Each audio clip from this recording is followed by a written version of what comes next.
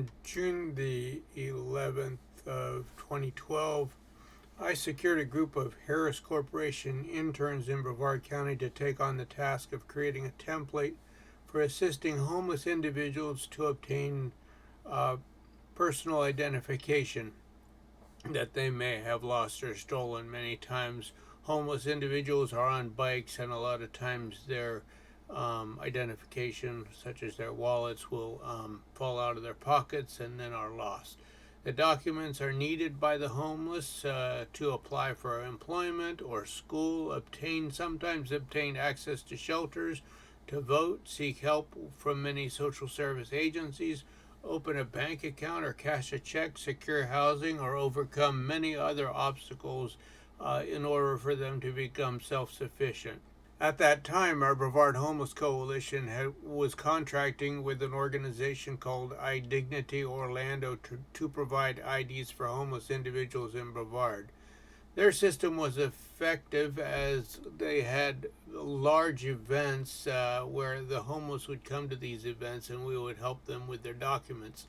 It was effective up until we had saturated our county and were no longer able to identify enough of a demand, which was 100 or more for each event, to cover the expenses of bringing the team to Brevard from Orlando. When the number of individuals requesting assistance consistently dipped below 100, we discontinued that contract with iDignity Orlando.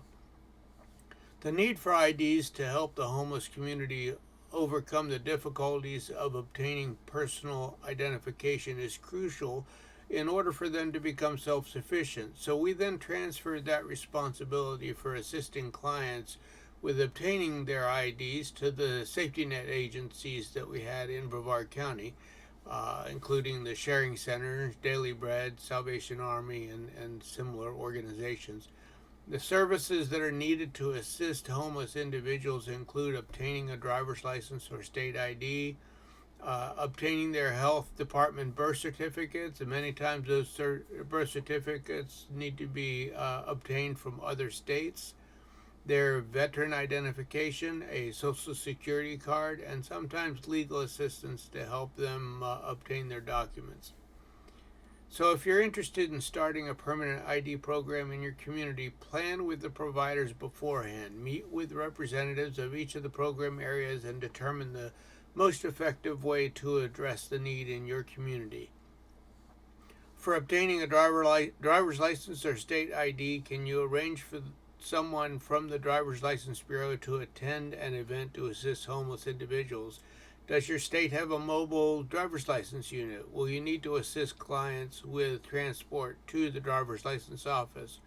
What are the fees associated with obtaining a driver's license or state ID? Are you able to obtain those funds for the clients? What are the funds for a CDL license? Sometimes there's a need for a CDL license in order for someone to be approved for a job. To obtain a state ID or license, you will need to provide documents from multiple categories. One is for proof of identity, which would be the birth certificate, U.S. passport, permanent resident card, or immigration documents. You would need documentation of your Social Security number, and that could be a Social Security card or receipt, tax receipt, or job payment stub. And you would need proof of residency. Two, from any one of the following: a letter from a shelter claiming you are a resident, mortgage or rental agreement, parent or legal guardian with proof of residence to accompany the applicant, tax form or recent mail from a government agency, utility bill or bank statement less than 2 months old, and certification of address form from the Department of Motor Vehicles. So those are the options that you have for residents. For health department birth certificates, many times, like I said, from other states, can you arrange for someone from the health department to attend your event to assist homeless individuals? Will you need to assist clients with transport to the health department? What are the fees associated with obtaining a birth certificate? Are you able to obtain the funds needed to assist the clients? For out-of-state birth certificates, does the client have an address to send the birth certificate after it has been purchased? For veteran identification, can you arrange for someone from the Veterans Administration to attend an event to assist homeless individuals? Will you need to assist clients with transport to the Veterans Administration? Will the client need legal assistance to obtain and also receive veteran benefits? For Social Security, can you arrange for someone from the Social Security Administration to attend an event to assist homeless individuals? Will you need to assist clients with transport to the Social Security Administration? Will the client need legal assistance to obtain their Social Security card? Will they need assistance in applying for and receiving Social Security disability income, or supplemental security income? Will they also need to obtain legal help to obtain those services, those funds? And finally, for immigration status, what we did and what I would recommend is refer situations where there was question about immigration status to Catholic Charities. They do a great job working with those families. The next thing to do is establish permanent IDs sites in your county. These would be locations where homeless individuals know that they're able to go to find help to obtain lost or stolen identification. Again, in Brevard County, those were specific safety net organizations where the homeless individuals know that they could go if they had lost their ID. Then identify document drop-off sites in your county. On many occasions, documents aren't readily available. Example, especially out-of-state birth certificates.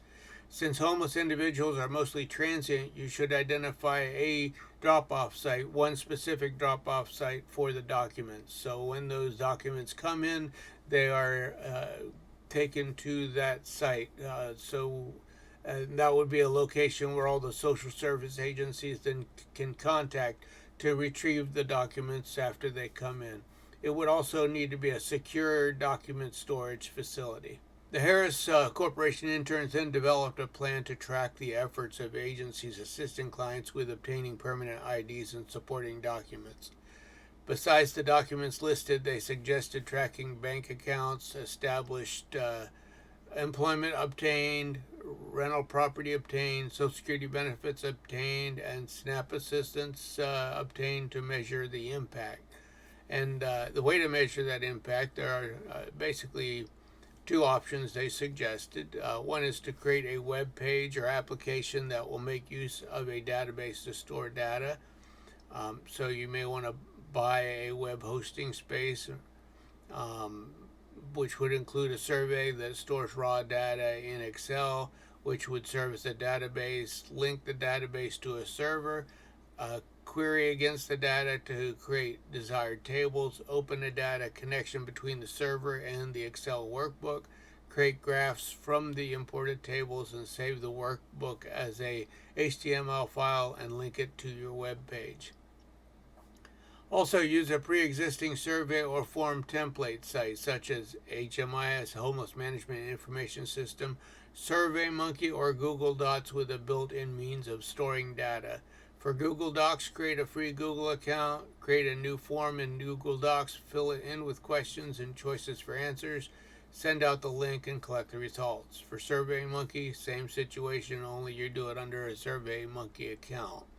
So these are the questions that you would probably want to put on those surveys for the task 1 survey questions, which would be actually tracking the documents themselves. How many state issued IDs have been applied for and obtained? What has been the total cost of state issued IDs applied for and obtained? How many birth certificates have been applied for and obtained? What has the total cost of birth certificates applied for and obtained? How many Social Security cards were applied for and obtained? How many proofs of residence have been obtained? What types of proof of residence were obtained? And then for the task 2 questions, have you established any bank accounts or credit cards? Have you established any employment? If so, what kind and for how long? Have you rented or purchased any property? Have you received any Social Security benefits? Have you received any SNAP benefits? Have you obtained a driver's license? Have you applied for government assistance programs? Have you enrolled in any education or vocational programs? Have you registered to vote? Have you obtained a citizenship or a passport? And have you been admitted to a hospital? So these tools would act as a gateway for both entering and storing information that needs to be tracked. For tracking the efforts of agencies in distributing IDs, the emergency and transitional shelters could use these tools to enter necessary information. For tracking the results and impact, issue usernames and passwords to the clients to log in and document their progress themselves, or have volunteers at the transitional shelters survey the clients and use the tool to enter in the necessary information. All this is a good information. If you're able to track the actual impact, it can actually show progress in your continuum on how you are helping homeless individuals move out of their homeless situation into situations where they're actually adding to the economy. And finally, develop a step by step written manual for the process that you develop of obtaining state issued IDs to be used as a model for other agencies in your community and other communities as well. Thank you.